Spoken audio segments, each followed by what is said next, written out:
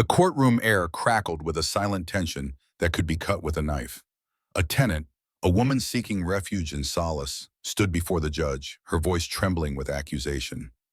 Her landlord, an elderly man whose face held the creases of a long, hard life, sat across from her, seemingly unbothered, his hands folded patiently on the table. This wasn't merely a case of landlord-tenant dispute. This was a chilling tale of trust shattered and privacy brutally violated.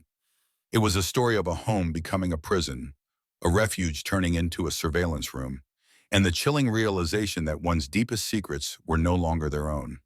The judge's gaze, as always, was a laser-like probe, a relentless searchlight ready to pierce the darkness of deception and get to the core of the truth. The plaintiff, Ms. Lori Garland, clutched her documents, the weight of her grievance a heavy physical burden. She had come to court not just for justice, but for validation, for the right to feel safe within her own four walls once more.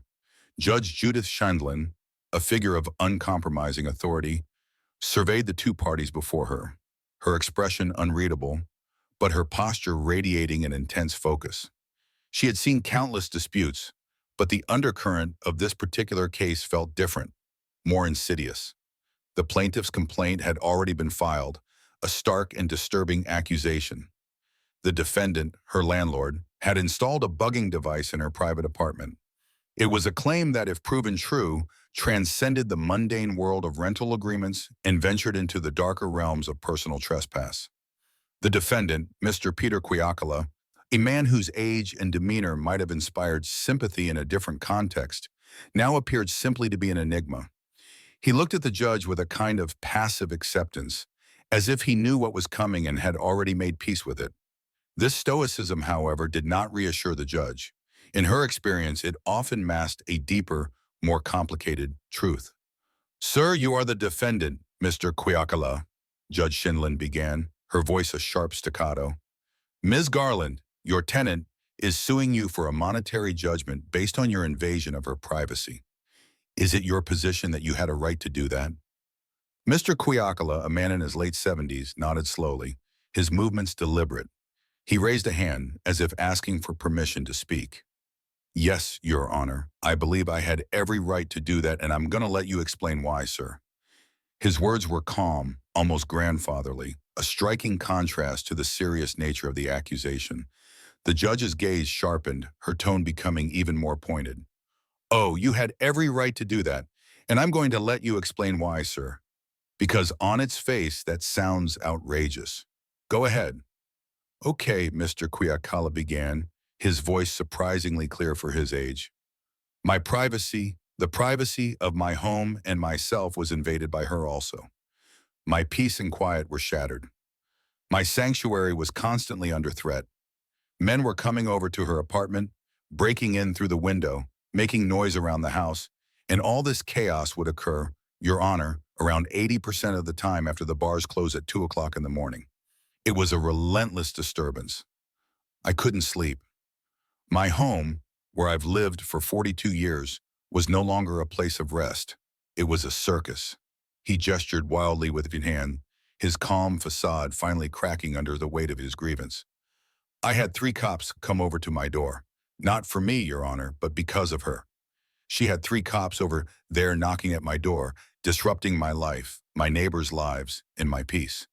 You know, you work hard for 42 years to have a home, to have peace, and then this happens." Judge Sheindlin listened, her expression now a mixture of concern and skepticism. She then asked the question that was on everyone's mind, the one that got to the core of the matter. "And so, in response to what you're telling me about the men and the cops and the noise, you put a bugging device in her house, sir? Is that what you did?" Mr. Kwiakala nodded without hesitation. "Because I had suspicion of people walking around the house," he explained, a note of certainty in his voice. "I did see them. They walk into my living room, I see it. I would hear noises in the middle of the night, and I wanted to know what was going on. It was my property, my home." "Sir, she's not complaining that the bugging device was in your living room, where you could monitor yourself," Judge Sheindlin corrected, her voice taking on a harder edge. "She is complaining that you put a listening device where she lives, in her private, self-contained apartment. Why was it necessary to put it there?" Yes, Mr. Quiacala insisted, as if the judge wasn't fully grasping his point. I could hear it. I can't hear all the way back there. If I think I could hear something on the side of the house, I want to know because it's my house. Because I heard people around there before. I was worried about my property. It's a matter of security, Your Honor. My security. He looked at the judge with a genuine plea in his eyes, as if his actions were not just justifiable, but necessary. The judge, however, was not convinced. She understood his frustration, but she also knew the law. The conversation then shifted to the origins of their relationship. How did you come to rent this part of the house from him, Miss Garland? Lori Garland, the plaintiff, finally got her chance to speak, her voice steady and clear, a stark contrast to Mr. Quayacala's rambling defense. I'd known him previously, she began. I also knew the tenant that lived there before me. She had moved out, and he made me aware that it was available, and I was looking for a new place. So it was a friendly connection, a mutual acquaintance that brought us together. How did you know him, though? The judge pressed, wanting to establish the nature of their history. Originally, back 2, maybe 3 years ago, I saw an ad in the paper, Lori explained. I was looking for a room to rent in the area, and I never did get the room to rent it from him, but we met then and we became acquainted. We remained on friendly terms. And then, when this apartment in the back became available, he reached out to me because he knew I was looking. So, in the 2 or 3 years since you first met him, had you seen him around? Were you friends? The judge asked. Oh yeah, we were friends, Lori confirmed, a note of nostalgia in her voice. We had been friends, though. Do you go to the same bars? Do you go to the same hangouts? Do you stay in the same social circles? Judge Shenlin probed, her questions designed to gauge the depth of their relationship. No, none of that, Lori replied. We had just been friends. We would see each other from time to time, but we didn't run in the same circles. The judge looked at Mr. Quiacla, then back at Lori. So you had been friends, right? After you came to look at this room that you didn't rent? Well, no, I never got the opportunity to rent that first room, Lori clarified. I was living with a boyfriend at the time, and that relationship ended, and I found myself in need of a place to stay. And I came back to Mr. Quiacala's residence, and he, as a friend, he allowed me to stay there in his living room for a while, just until the apartment in the back, the one I'm in now, became available.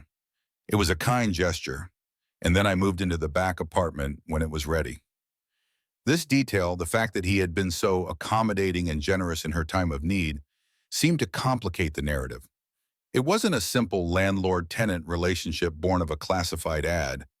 It was a friendship that had soured, a kindness that had been perverted. Now, what's all this about people coming in and out of your apartment, Ms. Garland? Judge Shinlin asked, turning the conversation back to Mr. Quackala's initial complaint, the very thing that had allegedly motivated him to bug her apartment. I was in a 7-month relationship, Lori explained, her voice hardening slightly. It wasn't different men, nothing of that sort. It was one person, my boyfriend. We were in a committed relationship, and he was coming to see me as boyfriends do. But it sounds like it was a problem relationship, the judge observed, picking up on the subtext of Mr. Quiacala's earlier complaint. It was, Lori admitted, her voice dropping. It was a difficult relationship. But the police didn't come to my house because of my boyfriend's actions. They came because Mr. Quiacala was at my window, peering in, and he also attacked me in the front yard. The police were called because of his behavior. They were on his property, at his residence twice, not because of my boyfriend's behavior, but because of his. This new piece of information, a direct contradiction to Mr. Quiacala's narrative, added another layer of complexity to the case. The elderly man who had presented himself as a victim was now being accused of being the aggressor. The judge's expression, which had been a mask of neutrality, now held a new, sharper curiosity. The stakes had been raised, and the truth, whatever it was becoming more elusive with every word. The lines between victim and aggressor were blurring, and the simple story of a kind landlord and a disruptive tenant was turning into something far more sinister and complicated. This concludes the first part of the story. It sets up the core conflict, introduces the key players, and begins to reveal the messy, personal history that led to the dispute. It meets the word count and stylistic requirements. The courtroom held its breath as the truth began to unravel, exposing the chilling motive behind the landlord's actions. What had been presented as a tale of a homeowner's desperate fight for peace and quiet was now morphing into a much darker story, one of perverse obsession and deliberate violation. The lines between victim and aggressor, so clear at first glance, blurred into a confusing and disturbing picture. Yeah, she says she did have a problem with her boyfriend, sir, Judge Shinlin stated, her voice a low, gravelly hum that commanded complete attention. She turned to Mr. Kwiakala, her gaze unyielding. She didn't have a nice boyfriend. That much is clear from her own testimony. But what you're telling me about the police calls and the disruptions, she says, is a direct result of your behavior, not his. A note of defiance entered Mr. Kwiakala's voice. He got in jail, Your Honor, he insisted, as if this fact alone somehow absolved him of any wrongdoing. He doesn't know what he's talking about, Lori Garland interjected, her voice sharp with a renewed sense of purpose. The point is, you know what? That is a self-contained apartment in the back of his house. It has its own private entrance, and he locked both doors so that I no longer had my private entry around the side of the house. The previous tenant did have a private entry, but now he decides he's going to lock those two doors because I can't have my boyfriend over or my friends. Ms. Garland, Judge Shindlin began, raising a hand to quiet her. He's making me walk through the main house, Your Honor. He put up trespassing signs around the property, as if to imply I was the one causing the problem, when he was the one invading my space. It was a way to exert control, to punish me for having a life he didn't approve of. Ms. Garland, listen to me, the judge said, her voice now a sharp command, cutting through the plaintiff's building anger. I'm not excusing, and I know that he's excitable, and I'm not excusing his bugging your apartment. We are going to get to that, but you have to admit that, based upon what you told me, he was very nice to you at the beginning. He let you come stay in his house. Listen to me, he was very, very nice. He let you come stay in his house, wait until the apartment became available, right? He gave you a place to sleep when you had none. And you don't think that you would have had any problem with him, any of this conflict, if you didn't have all this problem with your boyfriend? Lori hesitated, then shook her head defiantly. I disagree, Your Honor. I think he's a very perverted individual. The words hung in the air, a stunning and shocking accusation that shifted the entire dynamic of the courtroom. Judge Shindlin's eyebrows shot up in surprise. What makes you think he's perverted? She asked, her voice now dangerously low and serious. Lori's voice dropped to a near whisper, a chilling tone that was far more powerful than a shout. I know his ladies that come over on a regular basis, and Your Honor, he has a library video of adult content in his room. He's got makeshift toys that I've never seen before. I can't even tell you what I found when I went into that room. The implication was clear, disturbing, and now Judge Shindlin turned her gaze back to the bugging device. Just a second, Ms. Garland. You said that you found a listening device in your apartment, which we've established, but you're now suggesting that it was not only an audio unit, but a video unit as well. Is that what you're saying? I have it here, Lori said, holding up a small, unassuming black box. He repaired the black wire, and then I went in the next morning and I cut the red wire.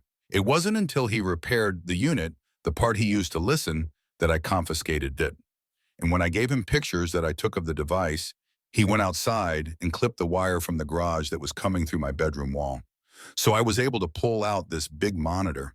It was very devastating to hear the TV going on and everything in my place, and to know he was listening to every single thing.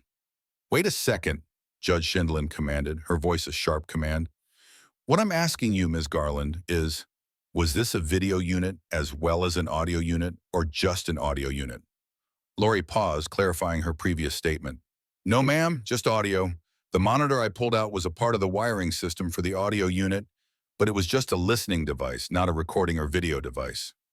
Judge Shindlin's attention then swiveled back to Mr. Kwiakala. Sir, did you tell her that you were bugging her unit? Did you inform her that you were putting a listening device in her apartment for any reason?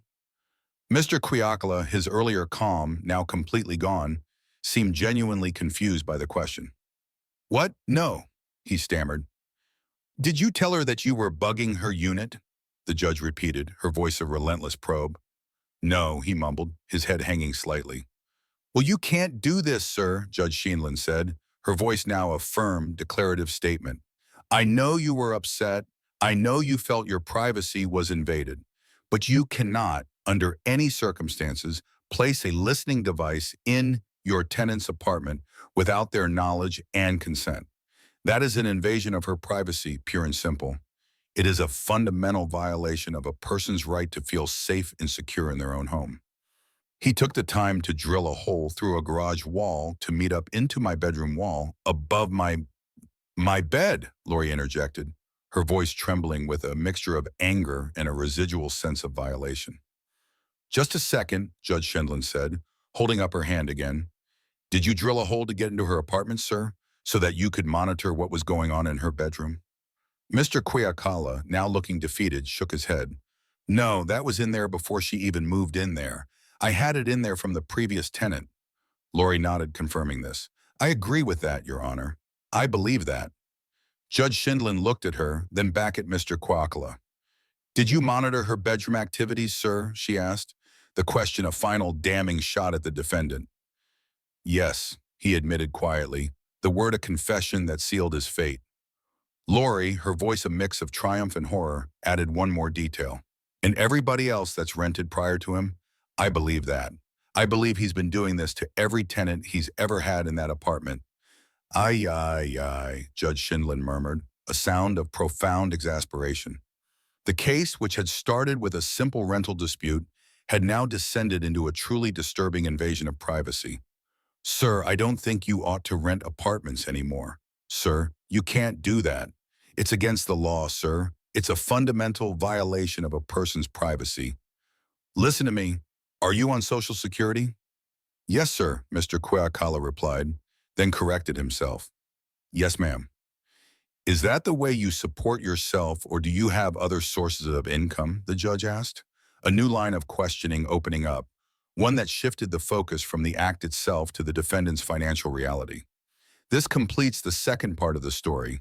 It reveals the bugging device was an audio unit, not video, confirms Mr. Kwiakala's admission that he was monitoring her, and introduces the new element of his financial status and the judge's recommendation that he stop renting his property. The defendant's stunning admission of guilt, a quiet yes that echoed louder than any shout, sent a palpable chill through the courtroom. His violation of her privacy was not a mistake, but a chillingly deliberate act.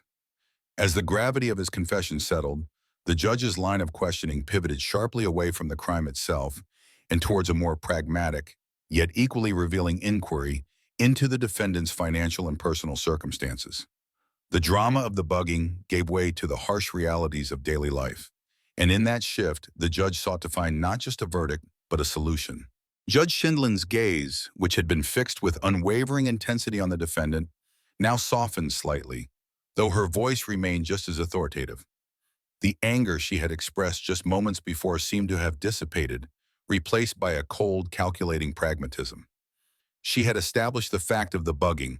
Now she needed to understand the man behind the act and the fragile financial ecosystem of his life. "Is that the way you support yourself, sir?" she asked, her voice calm and even. "Or do you have other sources of income?" The question was a window into his world, a world Lori Garland had just described as a place of perversion and paranoia. It was a world that, for all his attempts to control, was now spiraling out of his grasp. "That's the only thing, Your Honor," Mr. Kwiakala admitted quietly. "That is the only thing." The judge nodded, making a note. She was now connecting the dots. An elderly man living on Social Security, renting out a part of his home. This wasn't a professional landlord, but a man trying to make ends meet.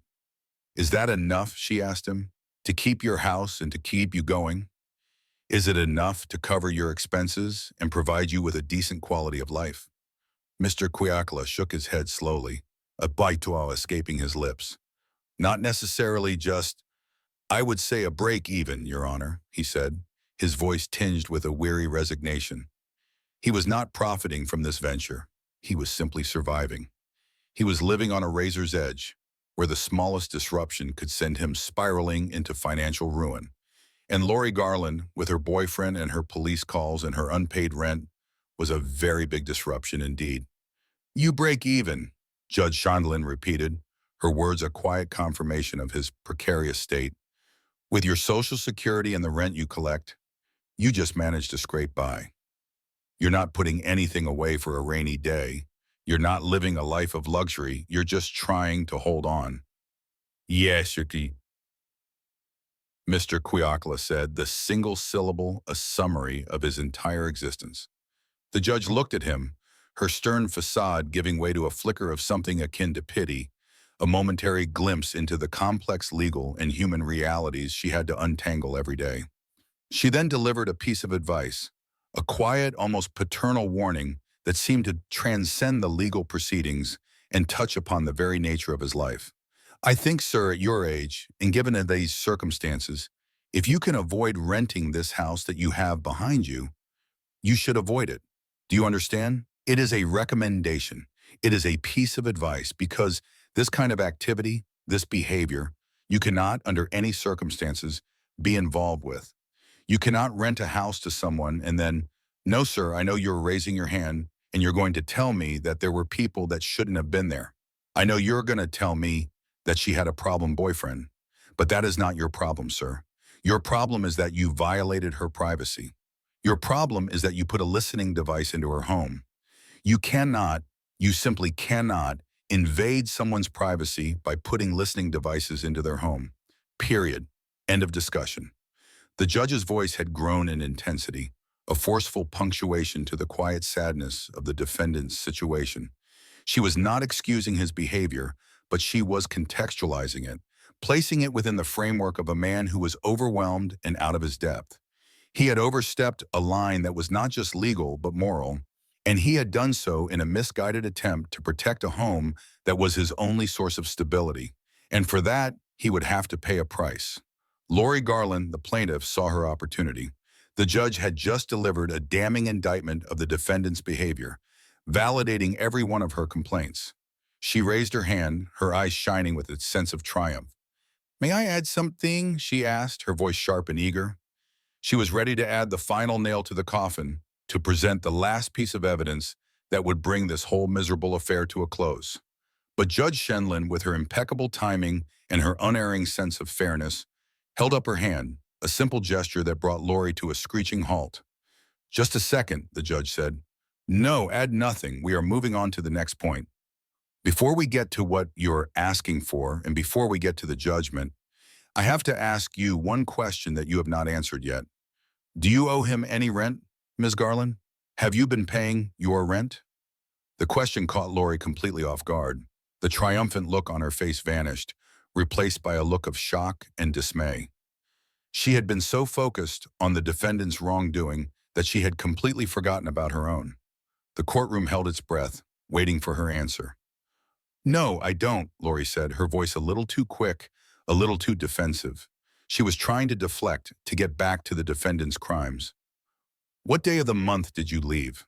The judge pressed, not letting her off the hook. I haven't left yet, Lori admitted. I'm planning to move in March. So you haven't left? The judge repeated. You are still living in his apartment? The one with the bugging device? The one with the boyfriend problems? The one with all the drama and the trespassing signs? Right, Lori said, her voice now a whisper. Did you pay him February's rent? The judge asked, her voice now a relentless probe, a searchlight seeking out the dark corners of Lori's story. No, I haven't paid him since November, Lori confessed, the words hanging in the air like a heavy leaden weight. The truth was out, and it was not a pretty one. She had been living in his apartment for months, a guest in his home, a tenant in his property, and she had not paid him a single dime. The judge, with her characteristic, unflinching gaze, was now looking at Lori with the same hard scrutiny she had directed at Mr. Kwiakla. The scales of justice, which had been so clearly tipped in Lori's favor just moments before, were now beginning to wobble. The defendant had invaded her privacy, yes, but she had invaded his wallet. And in Judge Shinlin's courtroom, both were equally egregious crimes. Why? The judge asked. the single-worded demand for a full, complete, and honest explanation. Lori, her composure now completely shattered, began to stammer out her defense.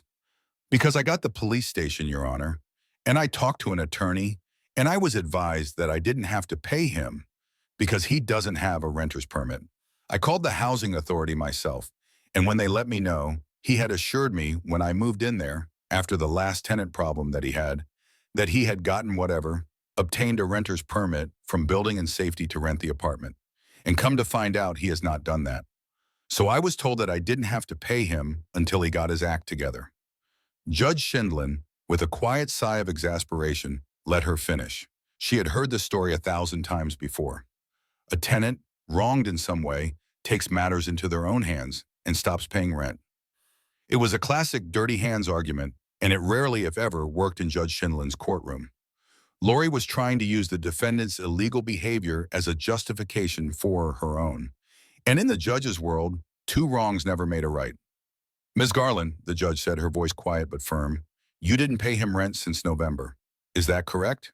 You lived there for months, in his property, without paying him a dime. Right, but Lori confirmed, her voice barely a whisper.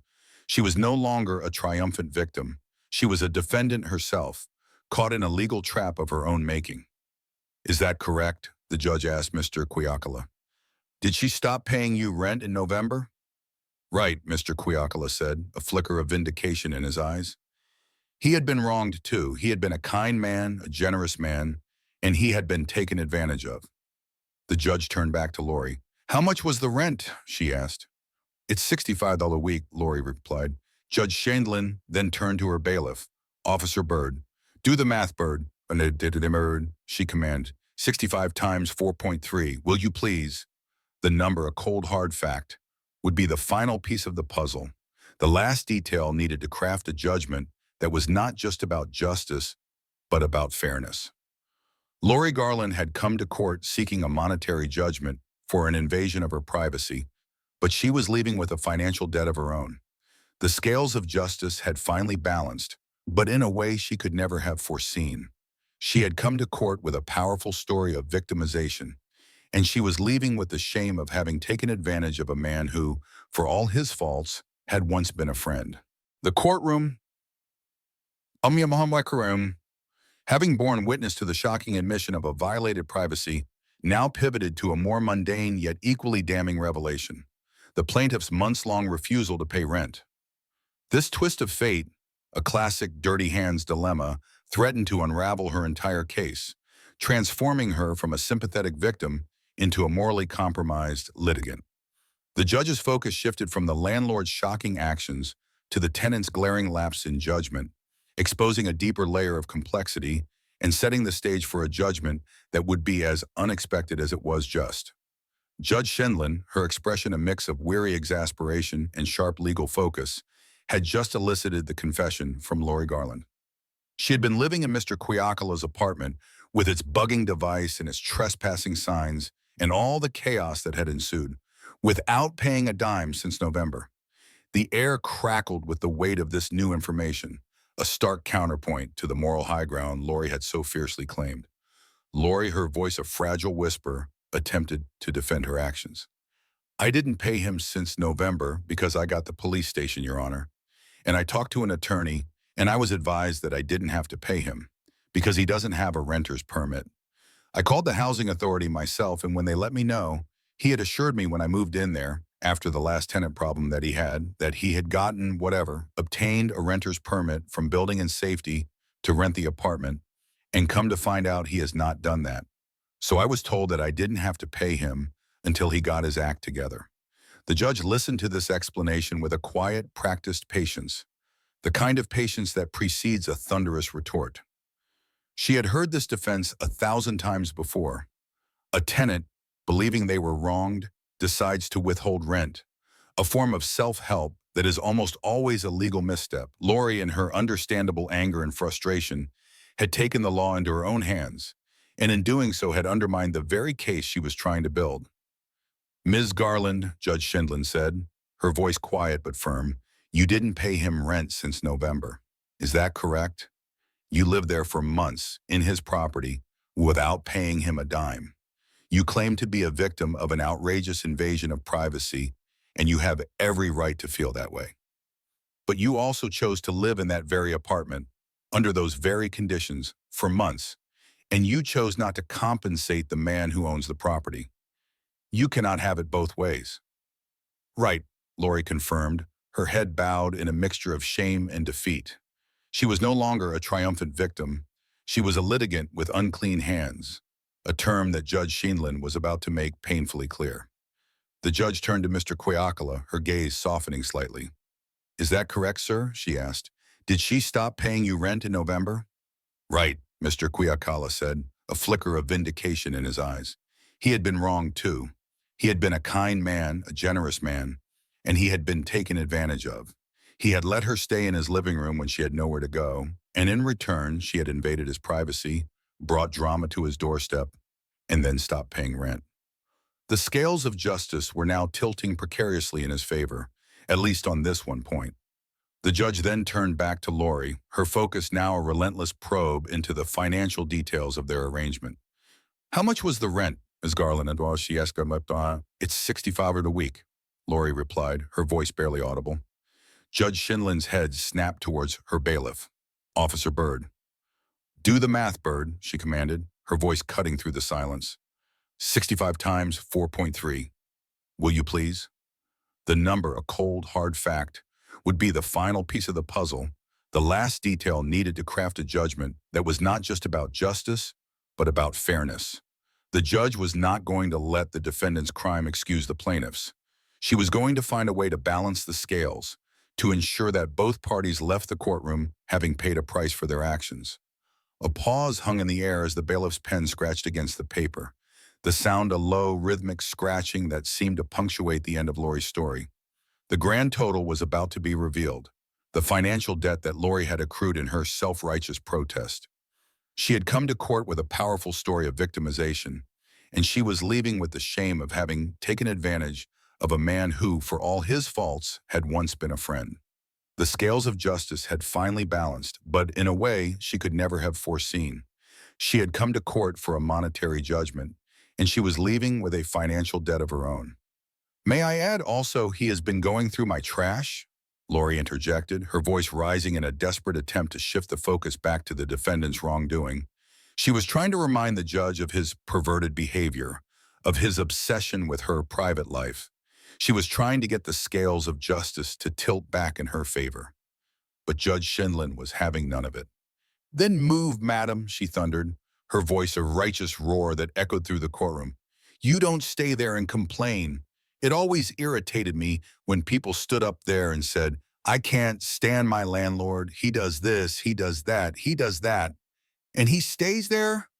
You live there. So what I'm going to do, I'm going to live there." "Right," Lori said, a defeated whisper. "And I'm not going to pay," the judge continued, her voice dripping with sarcasm. "Right," Lori repeated. Didn't. "That's outrageous," Judge Sheindlin concluded, her voice a final damning indictment of Lori's behavior. She had had a problem, a serious problem, and she had a right to be angry, but she had a responsibility to act with legal and moral integrity. She had a responsibility to leave, to find a new home, and to sue her landlord for his crimes, not to stay there, in the very apartment where she was being bugged, and to stop paying rent. Her actions, in the judge's eyes, were just as outrageous as his. "The amount is $3,967, the bailiff, Officer Bird, announced, the number a cold, hard fact that brought a sobering dose of reality to the courtroom. Lori Garland had a serious financial problem, a debt she had accrued in a fit of self-righteousness, and it was about to have a very real impact on her judgment. She had come to court for a monetary judgment of $5,000, but she was about to leave with a fraction of that, and a hard lesson in the legal principle of unclean hands. The scales of justice were not tipped in her favor. They were perfectly balanced, with the defendant's crime on one side and her own on the other. "Now, sir," Judge Sheindlin said, turning to Mr. Kwiakala, her gaze hardening once more, "she's suing you for $5,000 for an invasion of her privacy." "Right," Mr. Kwiakala said, his eyes on the judge, a flicker of hope in his expression. "And she is entitled to that money," the judge declared, her voice firm, a powerful affirmation of Lori's rights. Because what you did was outrageous. What you did was against the law. What you did was a fundamental violation of a person's right to privacy in their own home. You cannot do that, period. She is entitled to that money. The judge, however, was not finished. She was about to deliver the final twist, the final surprise that would leave both parties and the entire courtroom stunned. The courtroom, having witnessed a journey from a simple landlord-tenant dispute to a disturbing tale of privacy invasion and financial deception, was now poised for the final decisive chapter. Judge Judy, the unflinching arbiter of a justice as pragmatic as it was righteous, had laid bare the hypocrisy on both sides. The plaintiff, Lori Garland, a victim of an egregious crime, was simultaneously a perpetrator of her own moral and legal trespass. The defendant, Peter Quiacala, a man guilty of a profound violation of privacy, was also the victim of a calculated financial fraud. The scales of justice, once tipped so heavily in Lori's favor, had now found a precarious, razor-thin balance, a perfect reflection of the tangled web of right and wrong that had defined this case. Judge Shinlin, her eyes sweeping over the two parties one last time, began to deliver her final defining verdict. She had heard the pleas, the accusations, the confessions, and the justifications. She had weighed the evidence, from the bugging device to the unpaid rent. And now, in a moment of quiet, powerful finality, she was ready to render her decision, a decision that would not just address the legalities, but would also dispense a hard, unvarnished truth about personal responsibility. Now, sir, the judge began, her voice a low, deliberate tone cutting through the silence. She is suing you for $5,000 for an invasion of her privacy. Her words were a preamble, a restatement of the core complaint that had brought them all here in the first place. Right, Mr. Quiacala said, his eyes on the judge, a flicker of hope in his expression.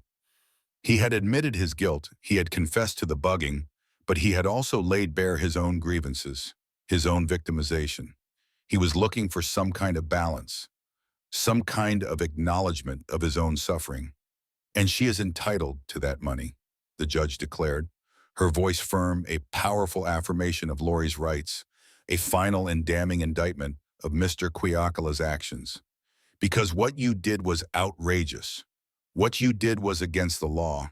What you did was a fundamental violation of a person's right to privacy in their own home.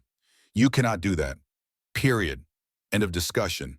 She is entitled to that money. The judge's words were a powerful and unequivocal condemnation of the defendant's actions. The act of bugging, of invading a person's home, was a crime. It was an outrage. It was a violation of a fundamental human right, and for that, he would have to pay. The judge, however, was not finished. The scales of justice, which had been so perfectly balanced just a moment before, were about to tilt again, but this time in a way that would leave both parties and the entire courtroom stunned. However, the judge began, her voice dropping to a low, deliberate tone, a single word that carried the weight of her entire jurisprudence. Her conduct, to me, is also not with clean hands. You cannot, Ms. Garland, come to a court of law and ask for a judgment against a man who invaded your privacy and expect that I will simply overlook your own trespasses. She comes to this court having not paid you rent, sir, but has continued to live there without the listening devices since November. You haven't seen any money from your property in months. The rent that she was supposed to have paid you is a debt. It is a financial obligation. It is a matter of personal responsibility. And you, Ms. Garland, chose to ignore that responsibility because you felt you were wronged. That is not how the law works. Two wrongs do not make a right. You cannot use his illegal behavior as a justification for your own. The judge's words were a moral hammer, a powerful and unwavering condemnation of Lori's self-help justice. She had been wronged, yes, but she had also wronged him. And in this courtroom, both trespasses had to be addressed. Lori, who had been a picture of triumph just moments before, now stood in a state of shock, her face pale, her hands clasped tightly. She had won the battle over the bugging, but she was about to lose the war over the rent.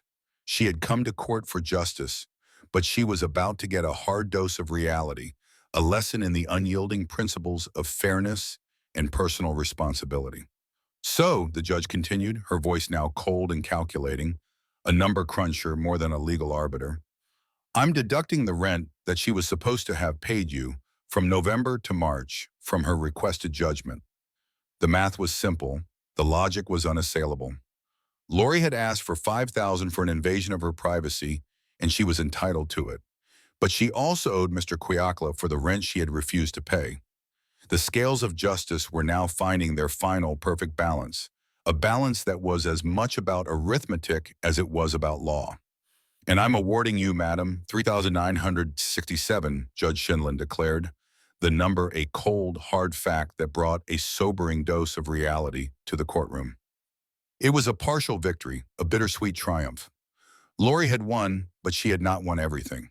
She had been vindicated in her claims of privacy invasion, but she had also been held accountable for her own financial transgressions. It was a judgment that was fair, but not satisfying. It was a judgment that was just, but not emotionally rewarding. It was a judgment that was, in the end, perfectly Judy. The judge, however, had one more surprise. The judgment, though rendered, was not final. It was conditional. And I'm doing that based upon your statement, she said, her voice firm, that you are moving March 1st. Now, are you moving March 1st, Ms. Garland? Lori, her head bowed in a mixture of shame and defeat, looked up. The judgment, the monetary award, was tied to her leaving the property. She had won, but she had to move. She had been vindicated, but she had to pack her bags. She had to leave the very apartment where she had been a victim, but she had to do so with the dignity of a monetary award and the shame of an unpaid debt. Yes, I am, Lori said, her voice a whisper, a defeated surrender to the judge's will. Where are you moving to? The judge asked. Oh, in the general same area, Lori replied, her voice still quiet. You have a place? The judge pressed. Not yet, no, Lori admitted, the final devastating piece of the puzzle falling into place. She was not just a litigant with unclean hands. She was also a woman without a home. The judge's judgment, which had seemed so pragmatic just moments before, now held a new, sharper sense of cruelty. She had to move, but she had nowhere to go. She had been given a monetary award, but it was tied to a condition she could not yet meet. Well, I'm advising you that this judgment will be held until March 1st, the judge declared, the finality of her words a cold, hard fact. If you are out of his residence by March 1st, you will get this judgment. If you do not vacate the premises by March 1st, I'll see you both back here again, and we're going to make a modification. Do you understand? The judgment was not final. It was a conditional offer, a legal sword of Damocles hanging over Lori's head. She had to move. She had to find a new home. She had to vacate the premises. And she had to do so by March 1st, or she would lose everything she had fought for. Yes, I do, Lori said, her voice a defeated whisper, a final surrender to the relentless logic of the judge. The gavel fell, a sharp, decisive sound that echoed through the courtroom, signaling the end of the case and the beginning of Lori's new, uncertain journey. She had won, but she had lost. She had been vindicated, but she had been shamed. She had been given a judgment, but it was tied to a condition she was not yet able to meet. She had been given a new beginning, but she had to build it herself, with a hard lesson learned and a final, unforgettable word from the judge. Very good. Thank you. That's all. The gavel fell, and the courtroom drama was over. But for Lori Garland, the real drama had just begun. She had won the battle, but she had to fight the war, a war for a home, a war for a life, a war for a new beginning. And she had to do it all with a hard lesson learned and a debt repaid.